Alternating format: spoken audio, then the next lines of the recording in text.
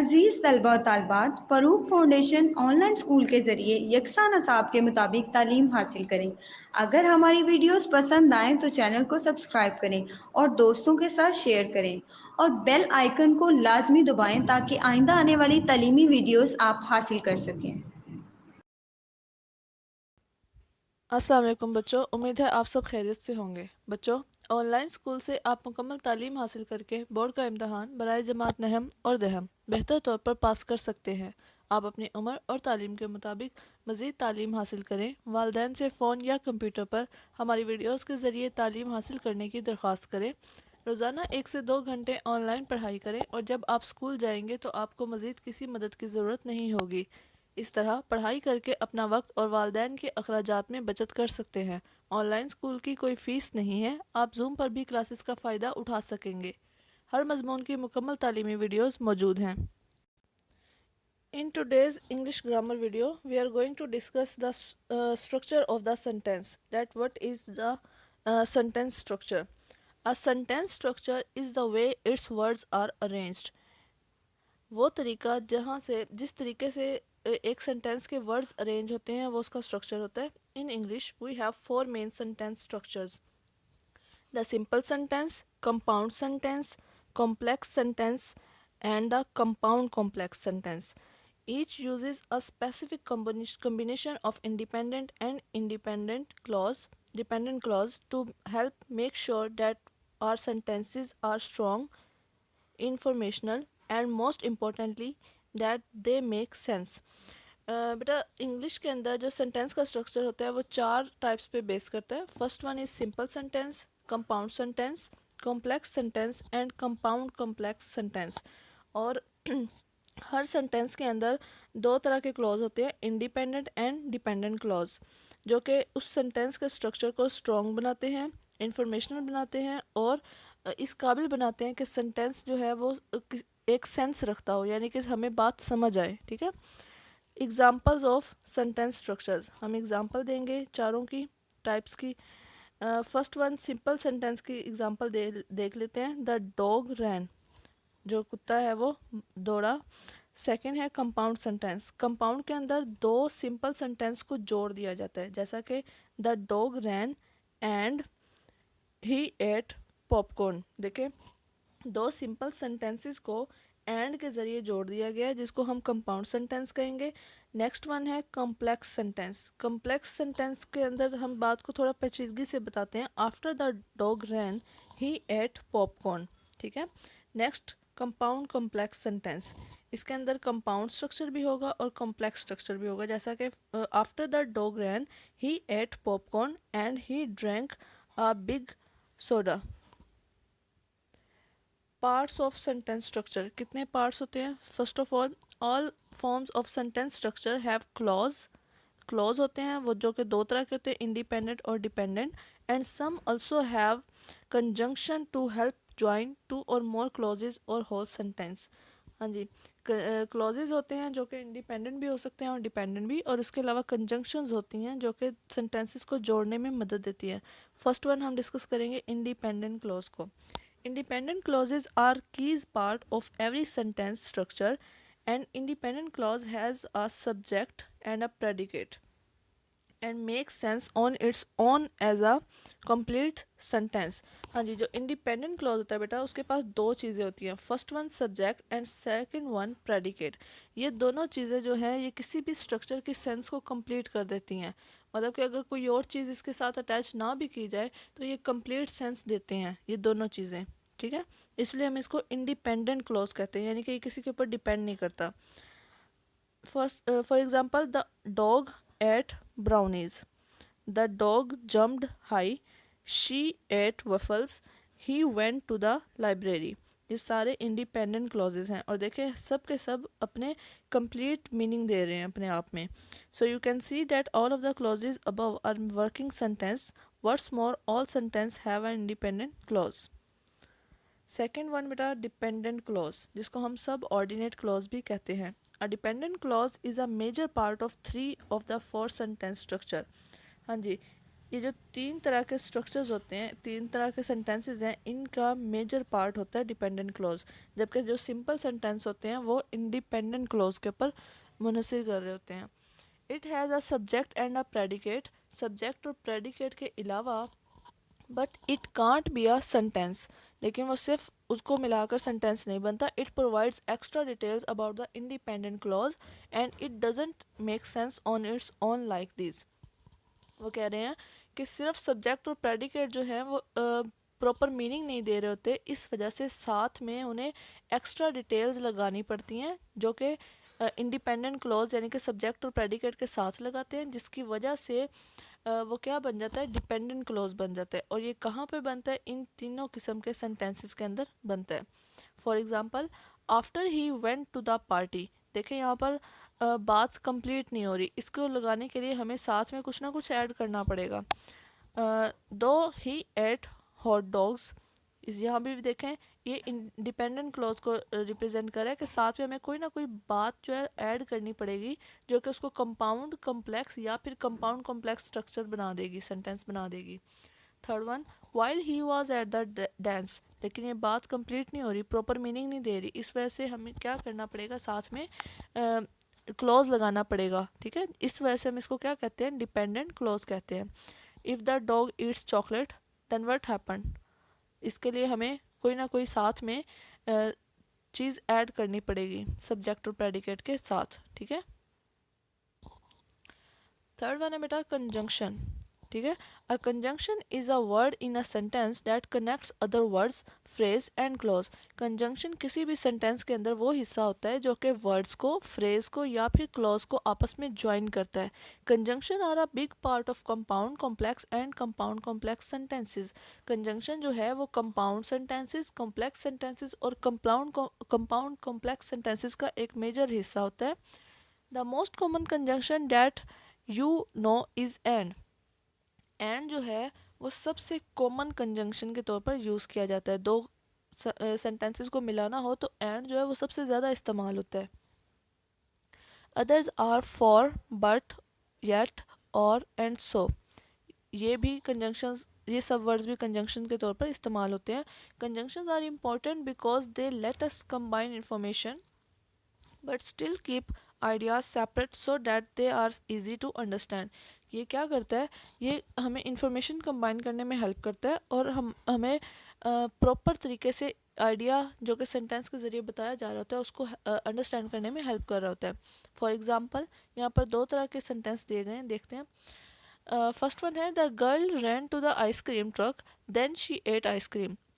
यहाँ पर देखें कोई कंजंक्शन इस्तेमाल नहीं हुई, तो ये प्रॉपर सेंस नहीं दे रहा फिक्रा कि लड़की जो है वो दौड़ती हुई आइसक्रीम ट्रक के पास आई,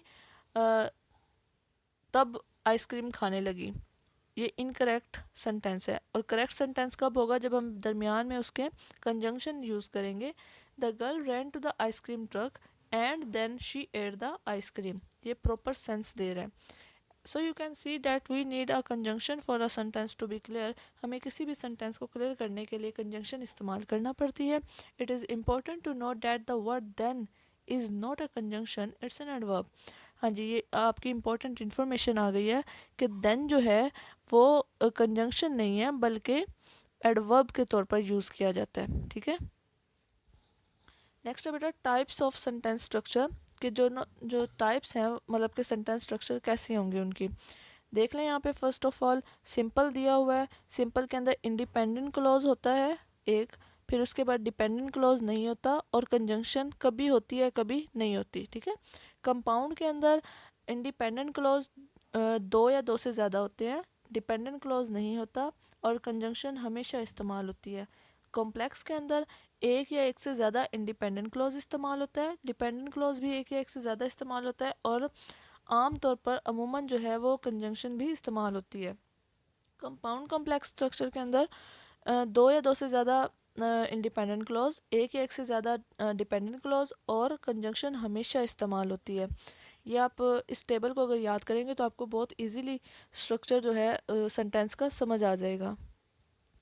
नेक्स्ट वन बेटा प्रेडिकेट। ठीक है, हमने सब्जेक्ट को देखा कि सब्जेक्ट के, अभी हम फर्स्ट ऑफ ऑल प्रेडिकेट को देखते हैं कि प्रेडिकेट क्या होते हैं। Predicate are used every day both in writing and speaking. Predicate जो है वो रोज़ाना जो है हम बहुत सी जगहों पर लिखने और पढ़ने में इस्तेमाल करते हैं। However we generally don't think about them as we form our sentence. लेकिन जब हम सेंटेंस बनाते हैं तो हम ज़्यादा उस पर ध्यान नहीं देते। The predicate is the part of the sentence that contain the verb. एक वो हिस्सा है सेंटेंस का जो जिसके पास वर्ब होता है। Along with the subject the predicate help create a complete thought. It is the active part of the sentence letting us know what the subject is doing। हाँ जी, ये एक एक्टिव पार्ट होता है सेंटेंस का जिसके ज़रिए हमें पता चलता है कि सब्जेक्ट क्या काम कर रहा है। Without the predicate we would not know what is happening, so it is an essential part of the sentence। there are simple predicate, compound predicate and complete predicate। ये तीन तरह के predicate यहाँ पर इस्तेमाल होते हैं। वो कह रहे हैं बेटा कि प्रेडिकेट के बगैर हमें पता ही नहीं चलेगा कि सब्जेक्ट जो है वो काम क्या कर रहा है। तो ये इतना इम्पोर्टेंट रोल प्ले कर रहा होता है सेंटेंस के अंदर। ठीक है, फिर उन्होंने टाइप्स बताई हुई हैं कि प्रेडिकेट जो है वो तीन तरह के होते हैं। सिंपल प्रेडिकेट होते हैं, कंपाउंड प्रेडिकेट और कंप्लीट प्रेडिकेट होते हैं। ठीक है, एग्जाम्पल दी हुई है यहाँ पे प्रेडिकेट की।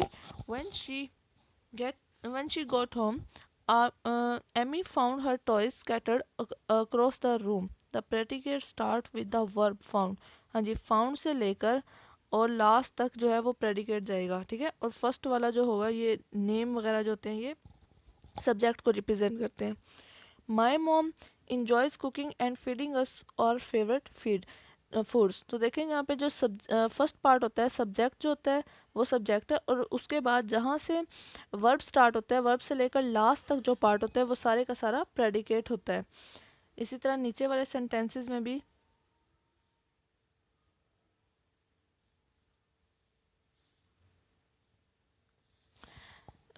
Mark was happy with his gift. ठीक है, तो यहाँ पे मार्क को छोड़कर, क्योंकि मार्क जो है वो सब्जेक्ट को रिप्रेजेंट कर रहा है, was happy with his gift ये सारे का सारा पार्ट जो है ये प्रेडिकेट को रिप्रेजेंट कर रहा है। टाइप्स ऑफ सेंटेंसेस, कि सेंटेंसेस की टाइप्स हम उनको देखते हैं। First of all simple sentence कैसा होता है। A simple sentence has only one subject and one predicate. एक सिंपल सेंटेंस के पास एक सब्जेक्ट और एक प्रेडिकेट होता है। वन इंडिपेंडेंट क्लॉज, और एक ही इंडिपेंडेंट क्लॉज यानी कि होता है। In fact N independent clause itself it's a simple sentence. For example she jumped. देखिए शी जो है ये सब्जेक्ट है और जंप जो है ये प्रेडिकेट है। द चीता रेन। ठीक है, he ran to the gas station. He ate dinner. यहाँ पर ये सारे के सारे इंडिपेंडेंट क्लॉज हैं और सिंपल सेंटेंस के अंदर आते हैं। नेक्स्ट है बेटा compound sentence. A compound sentence has at least two independent clauses. इनके पास कम से कम दो इंडिपेंडेंट क्लॉजेज होते हैं। It uses a conjunction like and to connect the ideas. आमतौर पर एंड को यूज़ किया जाता है किसी भी दो इंडिपेंडेंट क्लॉजेज को मिलाने के लिए। For example the dog ate pizza but the cat drank apple juice. ठीक है, तो यहाँ पर देखें the dog ate pizza but the cat drank apple juice and the fish had dogs eggs. यहाँ पे बट और एंड जो है ये कंजंक्शंस हैं और ये कंपाउंड सेंटेंस बना रहे हैं। Next one is complex sentence. A complex sentence has one independent clause and one or more independent clause। जो ऐसे कि हम पीछे टेबल में पढ़ चुके हैं कि वन इंडिपेंडेंट क्लॉज होता है और एक से ज़्यादा डिपेंडेंट क्लॉजेज होते हैं। और यहाँ पर कभी कभी कंजंक्शन भी इस्तेमाल की जाती है लफ्ज़ों को जोड़ने के लिए। When he was on the airplane the man bought cookies।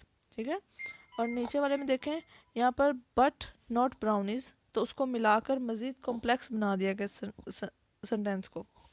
Next one is compound complex sentence. A compound complex sentence has two or more independent clauses has at least one dependent clauses. दो या दो से ज़्यादा independent clauses होते हैं और कम से कम एक जो है वो डिपेंडेंट क्लॉज इनके पास मौजूद होता है। कंजंक्शन इसके अंदर मोस्टली मतलब कि इस्तेमाल ही की जाती है लाजमी तौर पर। For example the girl smelled cookies which were baking at home so जो है कंजंक्शन यूज हो रही है। She ran all the way there. Next बेटा declarative sentences. Declarative sentences also called assertive sentences, या इसको हम सिंपल सेंटेंसेस भी कह सकते हैं। Give information. They may state a fact or an opinion. मतलब कि सीधा सीधा मतलब बताते हैं Declarative sentences end with periods. I like riding my bicycle around the park. My essay is better than yours. इसको हम पॉजिटिव या अफर्मेटिव भी कहते हैं, या फिर नेगेटिव भी कह सकते हैं. The sun is shining positive है, और इट इज़ नॉट रेनिंग जहाँ पर नॉट का वर्ड यूज़ हो गया वो नेगेटिव सेंटेंस है. नेक्स्ट है इंटरोगेटिव सेंटेंसेस. इंटरोगेटिव यानी कि इंटरोगेट करना, किसी से कोई क्वेश्चन पूछना. Interrogative sentences ask a question, इसके अंदर सवाल पूछा जाता है. Interrogative sentences and with question mark, ये क्वेश्चन मार्क के ज़रिए ख़त्म होता है. In English interrogative question often begin with interrogative words. ऐसे सेंटेंसेस को बनाने के लिए आमतौर पर इंटरोगेटिव वर्ड्स को यूज़ किया जाता है, जो कि who, when, where, why, what and how ये लफ्ज़ हैं. First of all, why are you late, what time is it, and where is the library. ये सारे के सारे लफ्ज़ जो हैं ये इंटरोगेटिव सेंटेंसेस को रिप्रेजेंट करते हैं. इसके अलावा इन वर्ड्स के अलावा भी अगर हम हेल्पिंग वर्ब को सब्जेक्ट से के शुरू में ले आएँ तो वो इंटरोगेटिव सेंटेंसेस ही बन जाते हैं. फॉर एग्जांपल, डू, इसको हम हेल्पिंग वर्ब है स्टार्ट में ले आए. Do you have any more cough drops, तो देखें यहाँ पर ये इंटरोगेटिव सेंटेंस बन चुका है. नेक्स्ट है इम्पेरेटिव सेंटेंस. इम्पेरेटिव मीन्स हुक्मिया जुमला. Imperative sentence gives a command, a request, advice, a suggestion, a warning और a wish. हाँ जी, imperative sentence के अंदर हम किसी को या तो हुक्म देते हैं या रिक्वेस्ट कर रहे होते हैं, या फिर किसी से एडवाइस मशवरा ले रहे होते हैं, सजेशन मांग रहे होते हैं, वार्निंग दे रहे होते हैं, या फिर अपनी ख्वाहिश का इजहार कर रहे होते हैं imperative sentence के अंदर.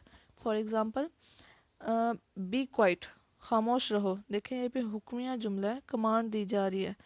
Please have a seat, please का वर्ड आ गया तो रिक्वेस्ट की जा रही है. वॉच आउट, देखो बाहर, तो देखो ये हुक्मिया जुमला है, कमांड दी जा रही है. इन्जॉय योर सेल्फ, विश की जा रही है कि आप इंजॉय करें. Simple subject of an imperative sentence is usually the understood you. ठीक है, यहाँ पर सिंपल सेंटेंसेस जो हैं वो सिंपली अंडरस्टैंड किए जाते हैं. Next one is exclamatory sentence. इसको हम एक्सक्लेमेटरी को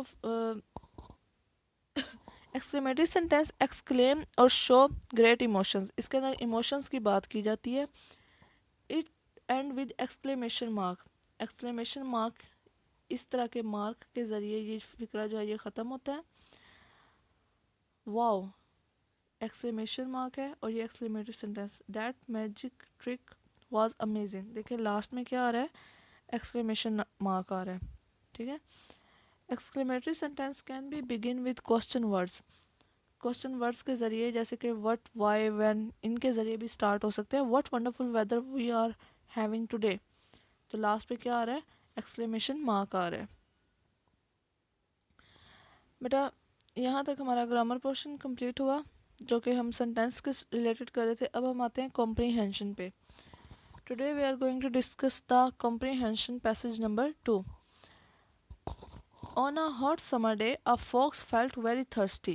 He went about in search of water but could find water nowhere. At last, he reached a well. He peeped into it. Unfortunately, he slipped and fell into the well. A goat happened to pass by the well and looked into it. She said to Fox, "What are you doing here, uncle?" The cunning fox replied, "Dear niece, I am enjoying a swim down here. It is very pleasant. Come down and enjoy yourself too." The goat was also thirsty. She jumped into the well. बेटा हमने इस paragraph में से, इस passage में से हमने questions के आंसर फाइंड करके और उनका आंसर देना है. First of all, what happened to the thirsty fox? So the answer is the thirsty fox slipped and fell into the well. Second one, who passed by the well just then? A goat passed by the well just then. एक बकरी वहाँ से गुजरी. What did the goat do? बकरी ने क्या किया? The goat looked into the well.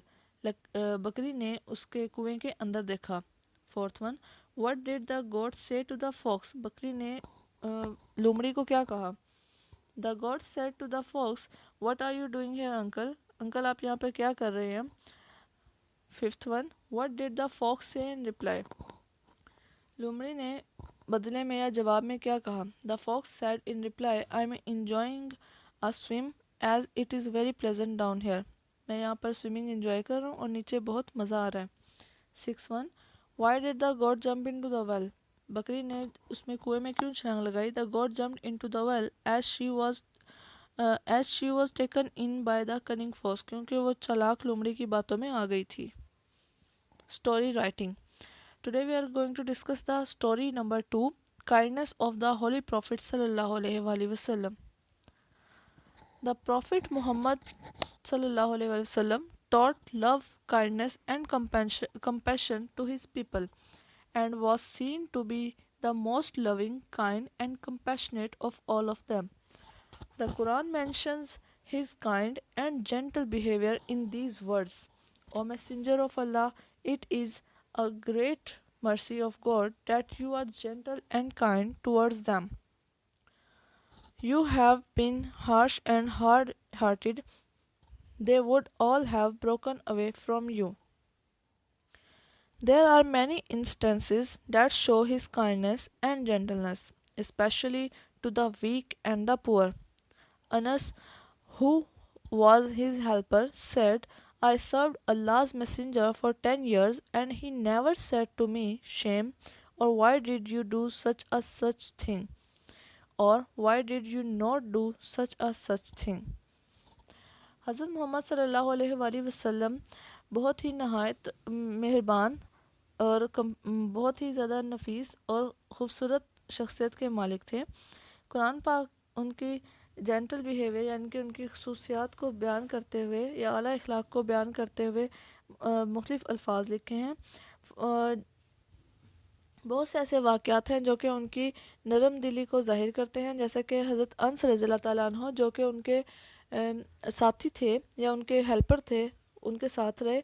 उन्होंने कहा कि मैंने अल्लाह के नबी की 10 साल खिदमत की और उन्होंने कभी भी मुझे ऐसे अल्फाज नहीं कहे किसी अल्फाज से यानी कि मना नहीं किया और ना ही उनके बारे में पूछा कि ये चीज़ तुमने क्यों की या ये चीज़ तुमने क्यों नहीं की. Once he said to his wife, O Aisha, never turn away a needy man from your door empty-handed.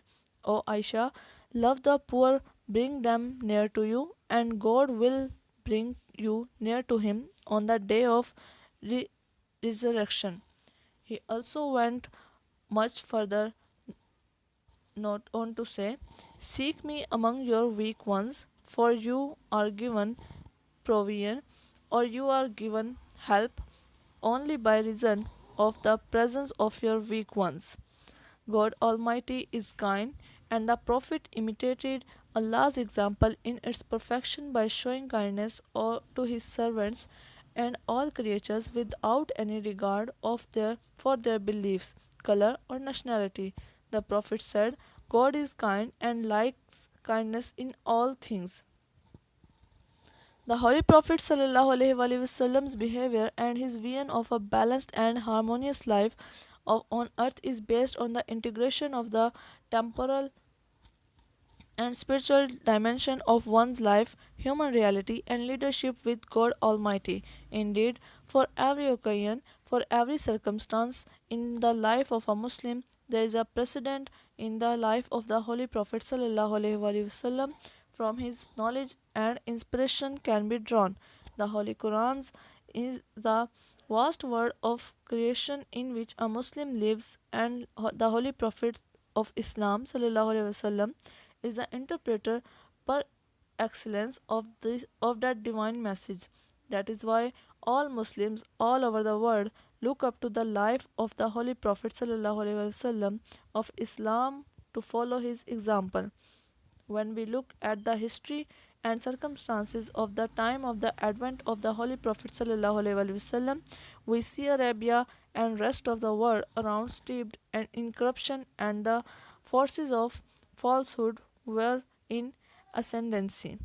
There was nothing but the forces of disruption and disequilibrium surrounding the world, as the Holy Quran sum up the situation. So students, this is all about the story of the kindness of the Holy Prophet ﷺ. Now we move on to the letter. Second letter write a letter to your father asking him about the health of your mother. अपनी वालदा की तबीयत या सेहत के बारे में दरियाफ्त करने के लिए अपने वालिद को ख़त लिखना है। बेटा हम ये डिस्कस कर चुके हैं कि जो स्ट्रक्चर होता है किसी भी लेटर का उस वो सेम होता है। जैसा कि फर्स्ट पार्ट जो होता है, जैसा कि एग्जामिनेशन हॉल, सिटी ABC, फिर उसके बाद डेट, और उसके बाद जिसके नाम ख़त लिखा जा रहा है, जैसे कि यहाँ पर फादर के नाम लिखा जा रहा है तो डेयर फादर। ठीक है, ये जो है पार्ट ये आपको एज इट इज़, मतलब कि इसमें कोई ऐसी बात नहीं है, हर लेटर के अंदर ये पार्ट ऐड होगा, और इसी तरह लास्ट वाला पार्ट जो है वो भी इसी तरीके से ऐड होगा। ठीक है, तो ये चीज़ें जो है ये आपने अपने माइंड में रखनी है। और जो सेंटर वाला पोर्शन होता है उसके अंदर आपने अपनी बात बयान करनी होती है। कैसे करनी होती है? जैसा कि हम यहाँ पर मतलब के वालिद के नाम लिख रहे हैं तो हम सबसे पहले उनका हाल चाल पूछेंगे, फिर उसके बाद उनको अपने बारे में थोड़ा सा बताएंगे, और फिर हम अपने मेन पॉइंट पे आते हैं कि मदर के बारे में पूछ रहे हैं तो उसके बारे में, उनकी डिज़ीज़ के बारे में पूछेंगे। ठीक है, जैसा कि यहाँ पर हम पहले बताएंगे कि हमें किसके ज़रिए से मालूम हुआ, तो वो बता रहे हैं कि हमें सिस्टर के मतलब कि लेटर के ज़रिए से मालूम हुआ कि उन्हें किस चीज़ का अटैक हुआ है, अस्थमा का अटैक हुआ है, मतलब कि उनकी कोई भी बीमारी लिख देनी है दरमियान में। फिर उसके बाद उनकी बीमारी के बारे में कि उनको क्या मतलब कि वो फ़ील कर रही हैं और डॉक्टर ने उनको क्या एडवाइस किया है, इस तरीके से। ठीक है, और साथ में फिर उसके बाद आपने अपने वालिद को कहना है कि मतलब कि वो ठीक हो रही हैं, मतलब कि ज़्यादा टेंशन की बात नहीं है, परेशानी की बात नहीं है, डॉक्टर ने कहा है कि उनको मतलब कि मेडिसिन वगैरह दें रेगुलरली। ठीक है, इस तरह के वर्ड्स आप ऐड करेंगे इसके अंदर, और फिर उसके बाद आप लास्ट में उनकी हालत पूछेंगे, उनका हाल चाल पूछेंगे, और फिर लास्ट कर देंगे इस लेटर को। तो हम इसको स्टार्ट करते हैं। एग्जामिनेशन हॉल, सिटी ABC, दिसंबर, यानी कि डेट लिखेंगे यहाँ पे कोई भी। Dear father, from Sana's letter, I have come to know that mother had a severe attack of asthma last week.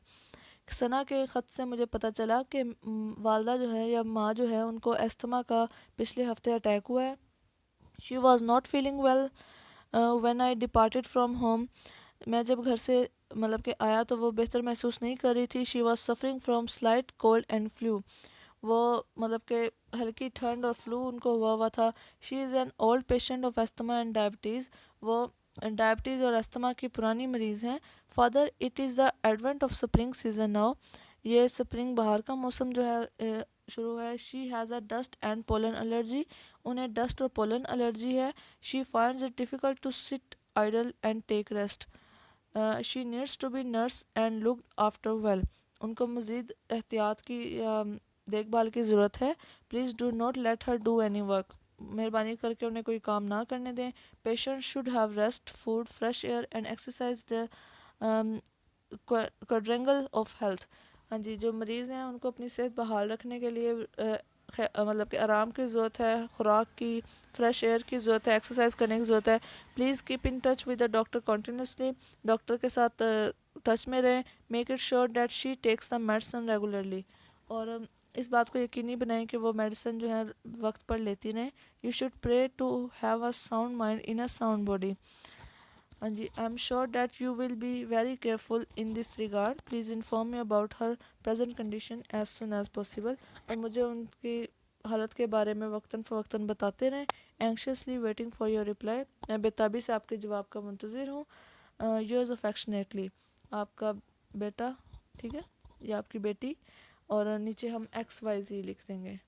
So student, this is all about our topic.